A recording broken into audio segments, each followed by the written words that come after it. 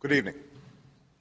Tonight, I can report to the American people and to the world that the United States has conducted an operation that killed Osama Bin Laden, the leader of Al-Qaeda, and a terrorist who's responsible for the murder of thousands of innocent men, women, and children. It was nearly 10 years ago that a bright September day was darkened by the worst attack on the American people in our history. The images of 9/11 are seared into our national memory. Hijacked planes cutting through a cloudless September sky, the Twin Towers collapsing to the ground, black smoke billowing up from the Pentagon, the wreckage of Flight 93 in Shanksville, Pennsylvania, where the actions of heroic citizens saved even more heartbreak and destruction. And yet we know that the worst images are those that were unseen to the world. The empty seat at the dinner table, children who were forced to grow up without their mother or their father, parents who would never know the feeling of their child's embrace, nearly 3,000 citizens taken from us, leaving a gaping hole in our hearts. On September 11th, 2001, in our time of grief, the American people came together. We offered our neighbors a hand, and we offered the wounded our blood. We reaffirmed our ties to each other and our love of community and country. On that day, no matter where we came from, what God we prayed to, or what race or ethnicity we were united as one American family. We were also united in our resolve to protect our nation and to bring those who committed this vicious attack to justice. We quickly learned that the 9/11 attacks were carried out by Al-Qaeda, an organization headed by Osama Bin Laden, which had openly declared war on the United States and was committed to killing innocents in our country and around the globe. And so we went to war against Al-Qaeda to protect our citizens, our friends, and our allies.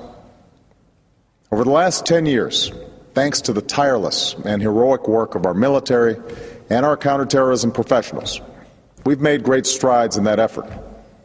We've disrupted terrorist attacks and strengthened our homeland defense. In Afghanistan, we removed the Taliban government, which had given bin Laden and Al-Qaeda safe haven and support. And around the globe, we worked with our friends and allies to capture or kill scores of Al-Qaeda terrorists, including several who were a part of the 9/11 plot. Yet Osama bin Laden avoided capture and escaped across the Afghan border into Pakistan. Meanwhile, Al-Qaeda continued to operate from along that border and operate through its affiliates across the world. And so shortly after taking office, I directed Leon Panetta, the director of the CIA, to make the killing or capture of bin Laden the top priority of our war against Al-Qaeda, even as we continued our broader efforts to disrupt, dismantle, and defeat his network.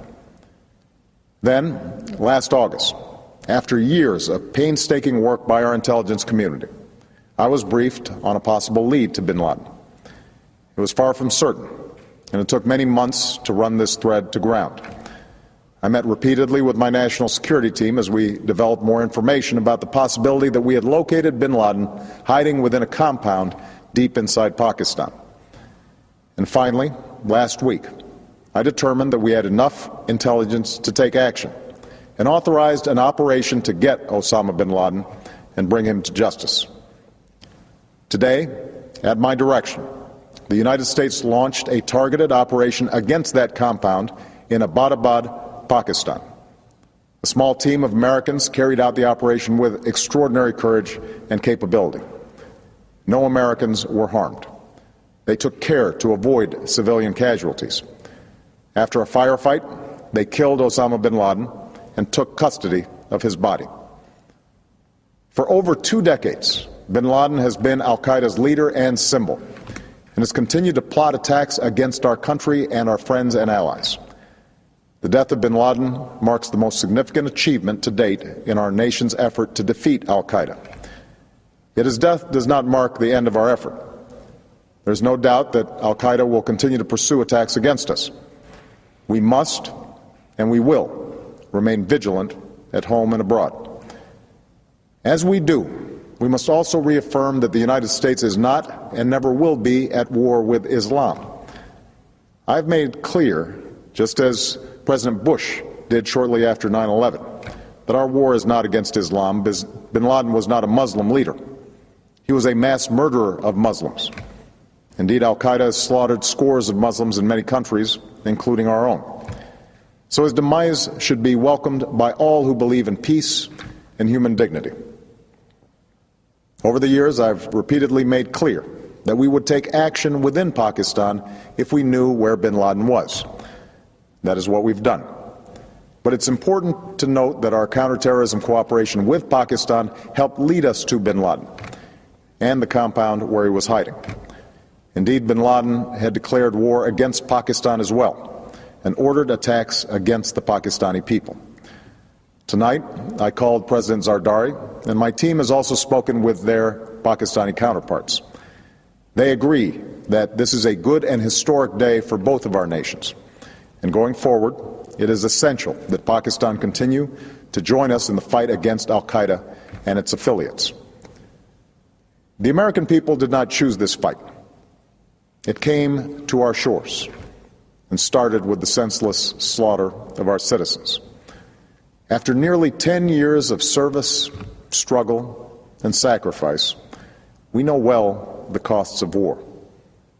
These efforts weigh on me every time I, as Commander-in-Chief, have to sign a letter to a family that has lost a loved one, or look into the eyes of a service member who's been gravely wounded. So Americans understand the costs of war. Yet, as a country, we will never tolerate our security being threatened, nor stand idly by when our people have been killed.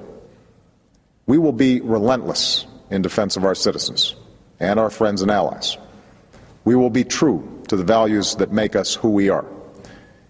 And on nights like this one, we can say to those families who have lost loved ones to al-Qaeda's terror, justice has been done. Tonight, we give thanks to the countless intelligence and counterterrorism professionals who've worked tirelessly to achieve this outcome. The American people do not see their work, nor know their names, but tonight they feel the satisfaction of their work and the result of their pursuit of justice. We give thanks for the men who carried out this operation, for they exemplify the professionalism, patriotism, and unparalleled courage of those who serve our country. And they are part of a generation that has borne the heaviest share of the burden since that September day. Finally, let me say to the families who lost loved ones on 9/11 that we have never forgotten your loss, nor wavered in our commitment to see that we do whatever it takes to prevent another attack on our shores. And tonight, let us think back to the sense of unity that prevailed on 9/11. I know that it has at times frayed, yet today's achievement is a testament to the greatness of our country and the determination of the American people. The cause of securing our country is not complete, but tonight we are once again reminded that America can do whatever we set our mind to. That is the story of our history. Whether it's the pursuit of prosperity for our people or the struggle for equality for all our citizens, our commitment to stand up for our values abroad, and our sacrifices to make the world a safer place. Let us remember that we can do these things not just because of wealth or power, but because of who we are. One nation, under God, indivisible, with liberty and justice for all. Thank you. May God bless you. And may God bless the United States of America.